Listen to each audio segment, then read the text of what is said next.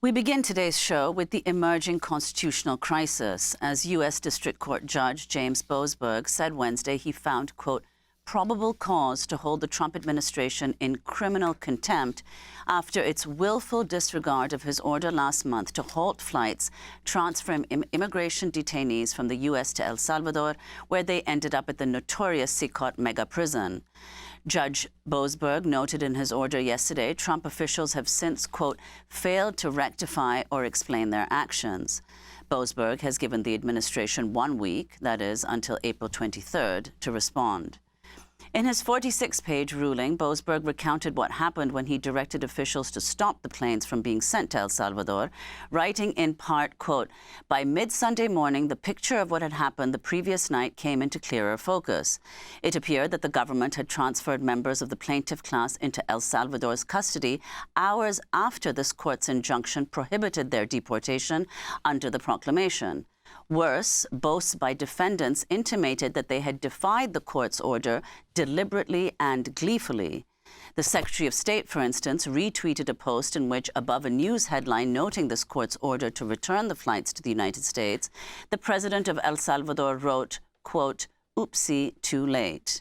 And the U.S. Secretary of State retweeted the Salvadoran president. The legal escalation came as Maryland Senator Chris Van Hollen traveled to El Salvador but was blocked from seeing or speaking to Kilmar Abrego Garcia, a Maryland father who was sent to the mega prison in El Salvador on the March flights in what Homeland Security has admitted was an administrative error. Both the Trump administration and the government of President Nayib Bukele have refused to release and return Abrego Garcia. Senator Van Hollen spoke to reporters in San Salvador yesterday after meeting with the Salvadoran vice president.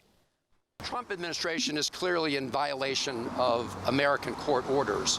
Why is the government of El Salvador continuing to imprison a man where they have no evidence he's committed any crime, and they've not been provided any evidence from the United States that he's committed a crime? President Trump and our Attorney General Pam Bondi and the Vice President of the United States are lying when they say that Abrego Garcia has been charged with a crime or is part of MS-13. That is a lie.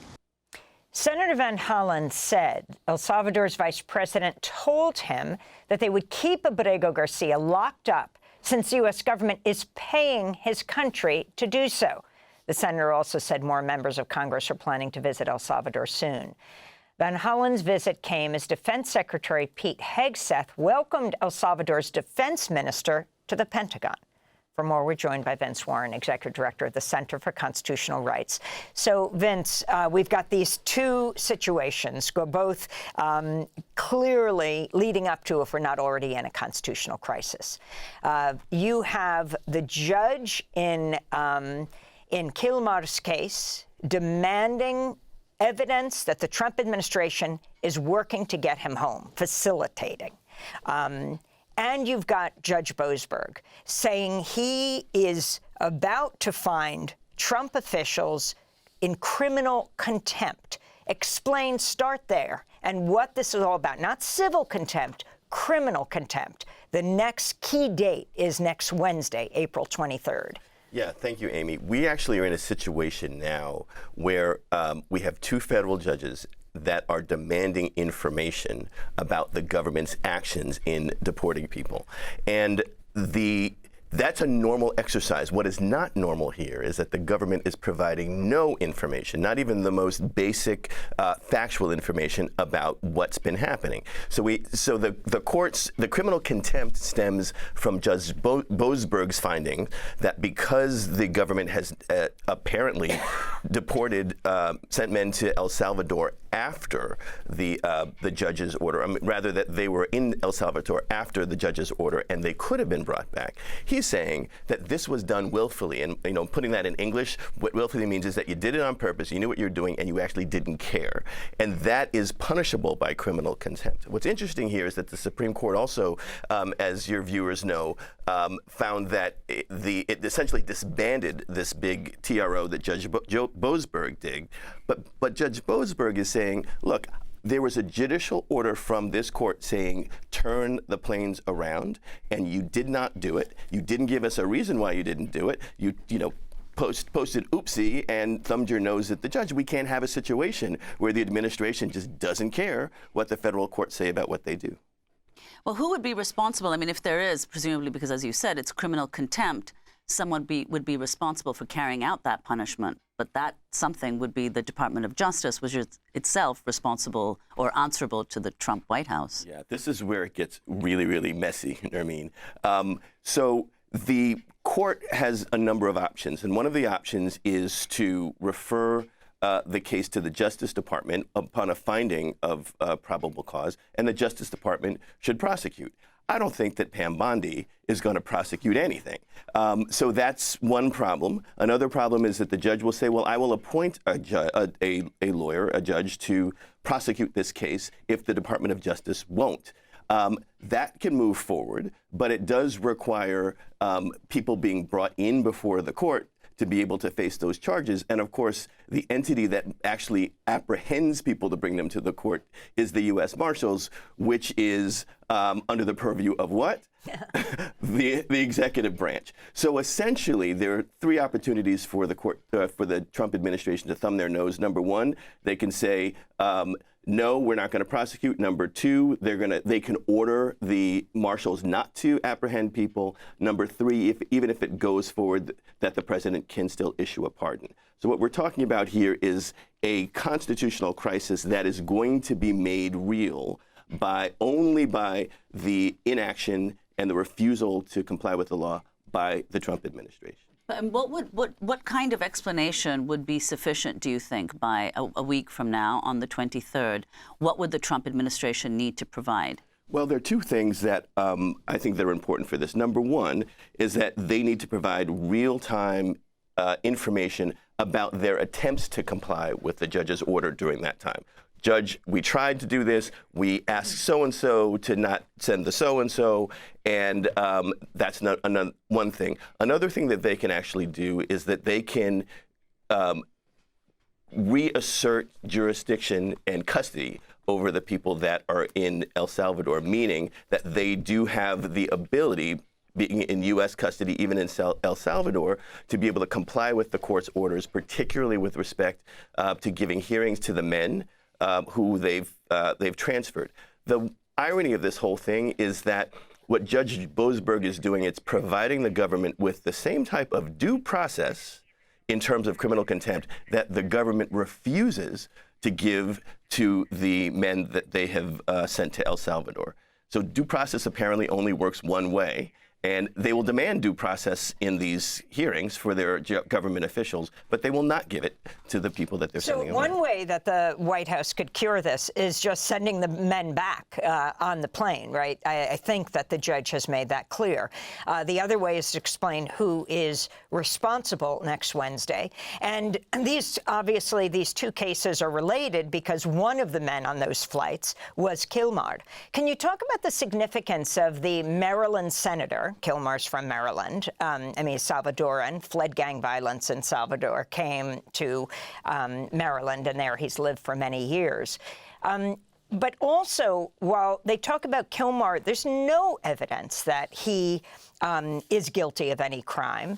It makes it sound like the other hundreds of men are. You've got the front page of the New York Times today, actually, labeled alien enemies and banished with little or no evidence. The hundreds of men, a number of them can be in the same situation as Kilmar.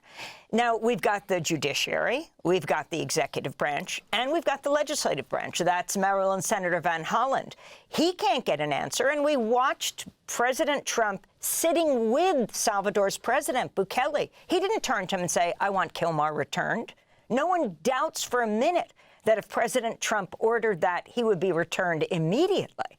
Exactly. That situation with the two presidents sitting there like, oh, bro, what are we going to do, was outrageous. And, I will tell you that if I were in any place in the world and there was a warrant for my arrest to come back to the United States, they would have me back in 45 minutes. So they're saying, oh, there's nothing we can do. It's outrageous. It's ridiculous. It's wrong. It's a lie. And I think the significance of Congress people going down to CECOT to demand to see the people that are there, that are in their jurisdiction or from their jurisdiction, is really key. I would also note that the El Salvador president has no problem having Republicans come down. They can do, beauty pageants in front of CECOT with Kristi Noem and have Republicans go in, but you can't. They're not allowing the Democrats to go in. That's pure politics, and it's actually messing up the way that the judicial branch and the executive branch and legislative branch should be working to solve this problem. Do we have proof that Kilmar is even alive? I've not heard information on that at all. No one has spoken to him, apparently. And that's why it's important for lawyers and for people to be able to come down and see them and to talk with them, because anything could have happened. They could be tortured, they could be dead, they could have medical emergencies. And so it's not just an empty political exercise to be able to go down to talk to people. This is sort of core human rights work. You have to lay eyes on human beings to figure out what's happening to them and what conditions that they're in, and then you go from there. Well, could you talk, Vince, also about the way in which all of these different law firms, the entire legal foundation of the U.S., they're such key institutions that are capitulating to Trump, one after the other. What do you think, what are the effects of that likely to be as Trump continues all of these extra legal measures and invoking the 1798 Alien Enemies Act to do what he's doing in the first place? I talk to people in law firms and I say, you have to understand that you right now, law firms, are the biggest tool in building an authoritarian regime.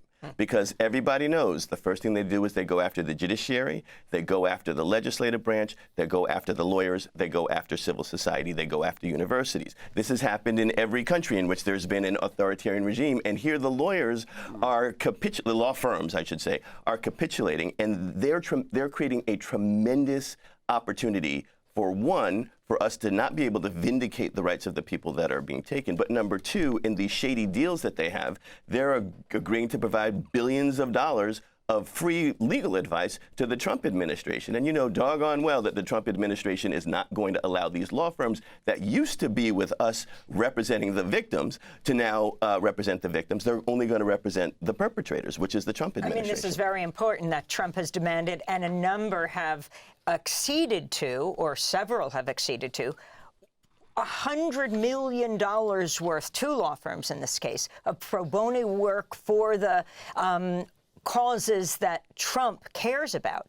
But what isn't said is that then they probably will not represent pro bono people like those that you work with these law firms to represent. And I was wondering if I could ask you about the one case that you have just joined, Center for Constitutional Rights, in filing an amended habeas corpus petition on behalf of another person taken to CECOT. That's Erickson David Cantero Chacon. Who is he? So we filed this case because we have a number of clients that are in immigration detention right now and that need to be protected against moving forward. We're very concerned that the larger case is being sort of obstructed by the fact that these people are being moved. And what we're trying to do is we're trying to secure for as many people as we can the right to be able to have their immigration cases done fully and done completely. We're trying to avoid the context that was happening in the Garcia case, where they just rush people off, and then the judges and the lawyers are saying you shouldn't take this person because they're not who you're saying that they are. And we're trying to be able to put plants in the flags in the ground in a number of places in order to make sure that doesn't happen to future people.